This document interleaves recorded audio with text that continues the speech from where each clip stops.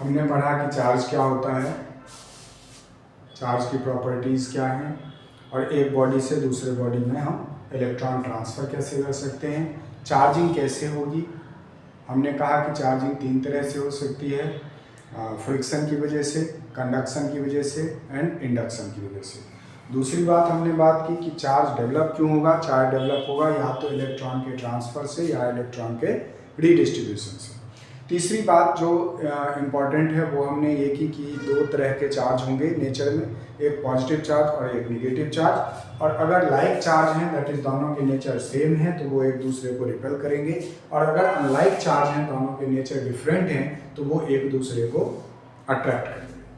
अब यहाँ पर आज हम बात करेंगे कि वो कितने फोर्स से अट्रैक्ट करेंगे या रिपेल करेंगे। तो that is called what, columns law.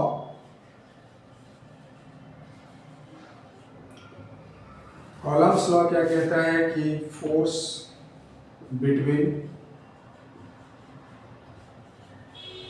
2 point charge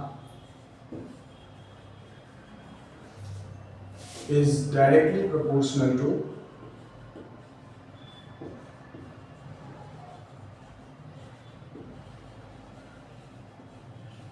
their magnitude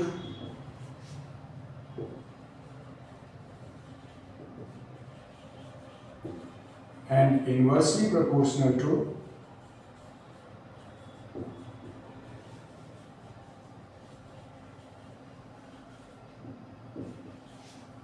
the square of distance between them.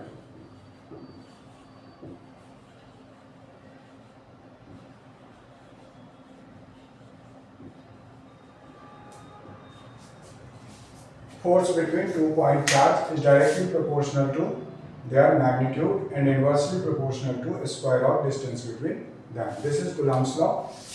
मतलब suppose Q1 and Q2 are 2 point charge placed at point A and B with a separation R. As per Coulomb's law, force directly proportional to magnitude of the charges and inversely proportional to a square of distance between them. That is F proportional to Q1 Q2 over R square, or F is equals to K Q1 Q2 over R square, where K is what? Proportionality constant.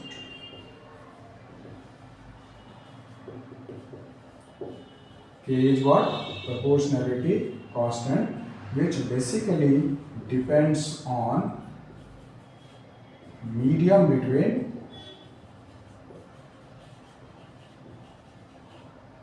two point charges.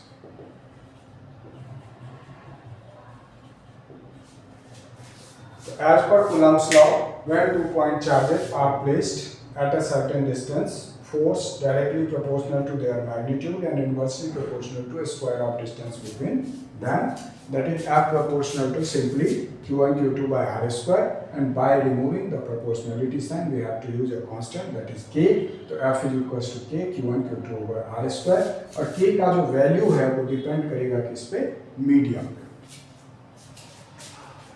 अब अगर हम बात करते हैं यहाँ पर हम medium place करते हैं एयर, सपोज करो हमने मीडियम प्लेस किया एयर, या हम कहें नो मीडियम, दैट इज हम बात कर रहे हैं वैक्यूम की। या तो हम मीडियम रख रहे हैं एयर, या फिर हम उस दोनों के बीच में कोई मीडियम नहीं रख रहे हैं, हम वैक्यूम की बात कर रहे हैं। ध्यान रहे electrostatic force that is Coulombic force, Coulomb's law is also applicable in vacuum. तो अगर हम एयर या फिर वैक्यूम की बात कर रहे हैं तो K का वैल्यू हो जाएगा 1/4 pi epsilon naught, that is 9 × 10⁹ newton metre square पर कूलम स्क्वायर। एप्सिलॉन नॉट को बेसिकली आप कहेंगे परमिटिविटी ऑफ एयर, और इसको आप कहते हैं एब्सोल्यूट परमिटिविटी, या तो एयर के केस में या फिर वैक्यूम के केस में, दोनों ही कंडीशन में आप एप्सिलॉन नॉट यूज करते हैं। और इसका वैल्यू होता है 8.85 × 10⁻⁻12 कूलम स्क्वायर पर न्यूटन मीटर स्क्वायर। कहने का मतलब कि अगर हम यहाँ पर एयर पुट कर देते हैं दो चार्ज के बीच में, Q1 एंड Q2 दो चार्ज है r डिस्टेंस से सेपरेट एयर में, तो इस दोनों के बीच जो फोर्स लगेगा 1/4πε0 Q1 Q2 ओवर r²।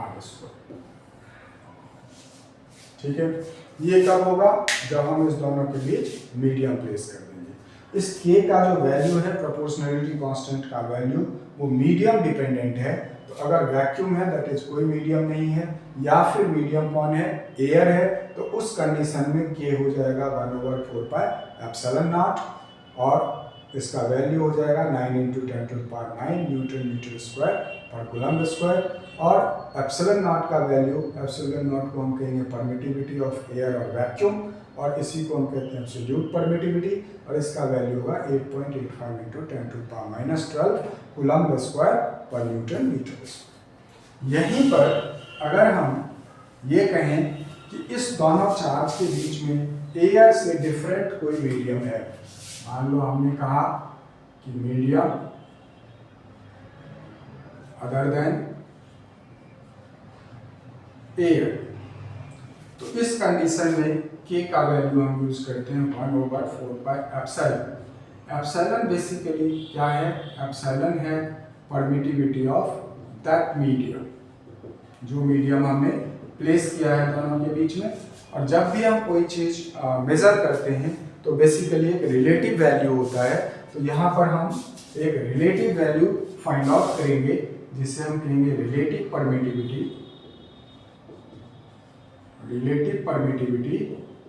या आप उसको कह सकते हैं डाइइलेक्ट्रिक कांस्टेंट। रिलेटिव परमिटिविटी या फिर डाइइलेक्ट्रिक कांस्टेंट, इसे आप एप्सिलॉन r से रिप्रेजेंट करेंगे, एंड ये होगा permittivity of medium per unit absolute permittivity. तो that means permittivity of medium क्या होगा? Epsilon r। तो इस केस में फिर कूलम्ब्स लॉ का जो एक्सप्रेशन बनेगा मीडियम के लिए, वो हो जाएगा 1/4πε0 Q1 Q2 ओवर r²। तो अगर कोई मीडियम है दो पॉइंट चार्ज के बीच में जो कि एयर नहीं है, तो उस केस में जो हमारा फोर्स होगा वो होगा 1/4πε0 Q1 Q2 r²। और अगर वो मीडियम एयर है तो हमारा फोर्स हो जाएगा 1/4πε0 Q1 Q2 ओवर r²। अब अगर हम इस दोनों को कंपेयर कर दें तो हम देख सकते हैं कि 1/4πε0 Q1 Q2 r², ये है हमारा फोर्स इन एयर। कहने का मतलब फोर्स इन मीडियम इक्वल हो जाएगा force in air over εr। That means अगर कोई दो पॉइंट चार्ज है और उसके बाद एयर में कोई फोर्स लग रहा है, तो जब हम उसे किसी दूसरे मीडियम में डालेंगे अदर देन एयर, तो उस पर फोर्स क्या होगा? कम हो जाएगा। कितना? तो वो 1/εr से डिक्रीज कर जाएगा। दैट इज सपोज करो, मान लेते हैं हमें कहा जाता है कि दो पॉइंट चार्ज है हमारे पास Q1 Q2, इसके बीच में 500 न्यूटन का फोर्स लग रहा है जब इसके बीच में हमने एयर रखा है। अब मान लो वो हमें कहता है कि आप क्या करो, इसी Q1 Q2 के बीच में आप वाटर डाल लो जिसका डाइइलेक्ट्रिक कांस्टेंट है 81। ध्यान रहे कि वाटर जो है उसका डाइइलेक्ट्रिक कांस्टेंट मेटल के अलावे सबसे ज़्यादा है।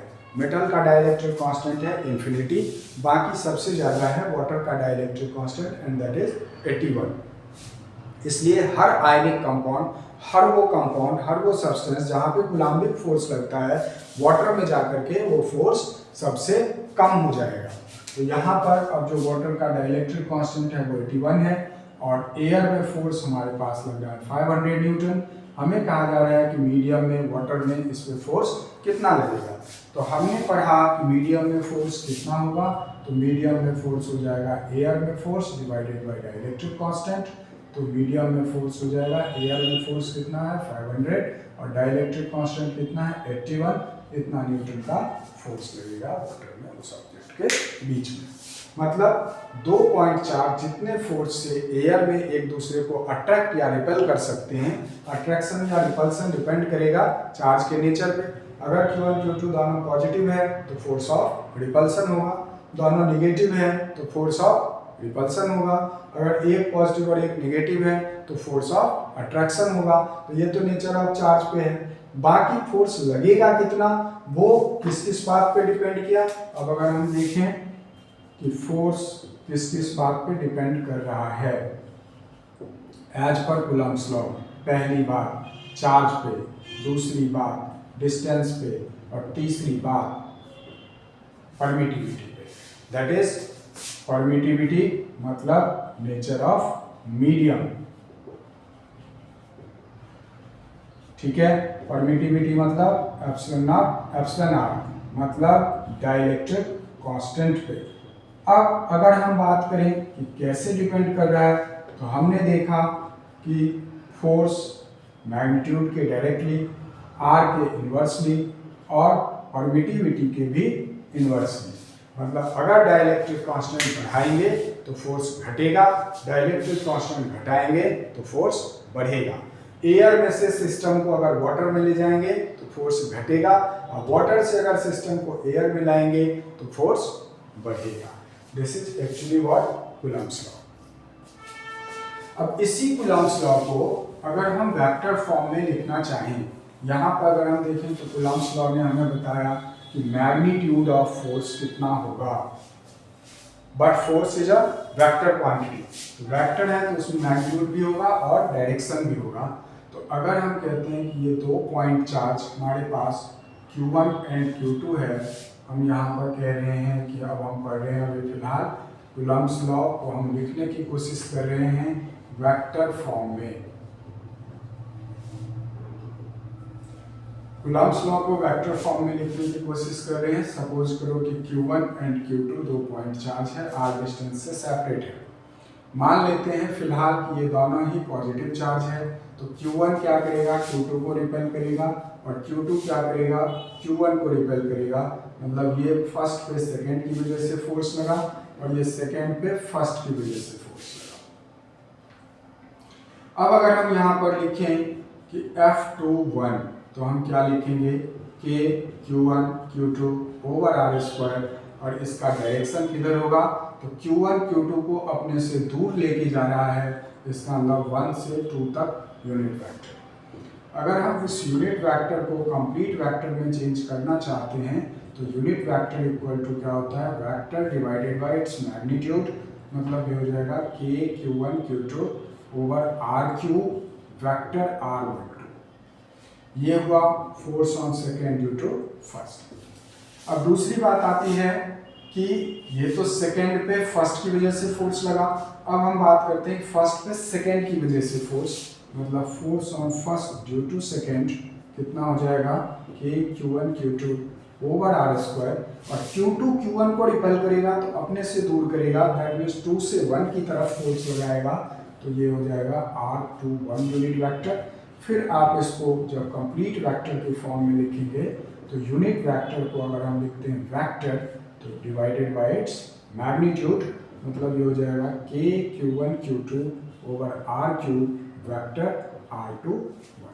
ठीक है, अगर हम वेक्टर की बात कर रहे हैं तो एक चीज हमें ध्यान में रखना पड़ेगा कि अगर हम लिखते हैं वेक्टर R21 तो इसका मतलब हुआ R2 माइनस R1, और अगर हम लिखते हैं वेक्टर R12 तो इसका मतलब हुआ R1 माइनस R2।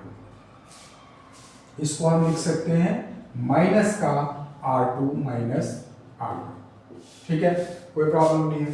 तो अब जहां पर हम देखें कि अगर F12 में हमने क्या लिखा है R21 और F21 में हमने क्या लिखा है R12, तो R12 इक्वल टू क्या है, R12 है माइनस का R21, ये क्या है माइनस का R21। तो इसको हम लिख सकते हैं कि F21 equal to K Q1 Q2 over R cube और माइनस का R21, और ये क्या है, ये है F12। इसका मतलब vector F21 equal to minus का vector F12 and this is third law of motion. इसका मतलब Coulomb's law also follow Newton's third law of motion. For every pair of system, every pair of object, they imply equal and opposite force. ठीक है, that is every action have equal and opposite reaction. Q1 ने Q2 पे force लगाया F21 और Q2 ने Q1 पे force लगाया F12 और हमने कहा कि F21 equal to minus F12, that is Q1 जितने फोर्स से Q2 को रिपेल कर रहा है Q2 भी उतने ही फोर्स से Q1 को रिपेल कर रहा है। अगर Q1 ने Q2 पे 500 न्यूटन का फोर्स लगाया तो Q2 भी Q1 पे 500 न्यूटन का ही फोर्स लगाएगा but in opposite direction. This is what Newton's third law of motion. तो this is what vector law in law of Coulomb's law, जिसने रिप्रेजेंट किया कि डायरेक्शन ऑफ फोर्स क्या होगा, वो 1 से 2 की तरफ जाएगा या 2 से 1 की तरफ जाएगा। इसी तरह अगर वो अट्रैक्टिव फोर्स होगा, एक पॉजिटिव और एक नेगेटिव होगा, तो उसको भी हम शो कर सकते हैं और सेम रिजल्ट आएगा कि F21 होगा या F12 होगा। ठीक है, तो ये हुआ आपका वेक्टर फॉर्म। दैट इज अब कूलम्ब्स लॉ से आप फोर्स का डायरेक्शन और फोर्स का मैग्नीट्यूड दोनों फाइंड आउट कर सकते हैं। फोर्स एक वेक्टर क्वांटिटी है, तो जब भी हम प्रिंसिपल ऑफ सुपरपोजिशन यूज करेंगे, जब भी मोर देन वन फोर्स एक पॉइंट पे लगेगा तो हम वेक्टोरियल मेथड यूज करेंगे उसको ऐड करने का, और जब भी फोर्स की बात की जाएगी तो उसके मैग्नीट्यूड के साथ साथ उसके डायरेक्शन की भी बात की जाएगी और उसके रिप्रेजेंटेशन की भी बात की जाएगी। ठीक है, थैंक यू, फिर हम नेक्स्ट क्लास में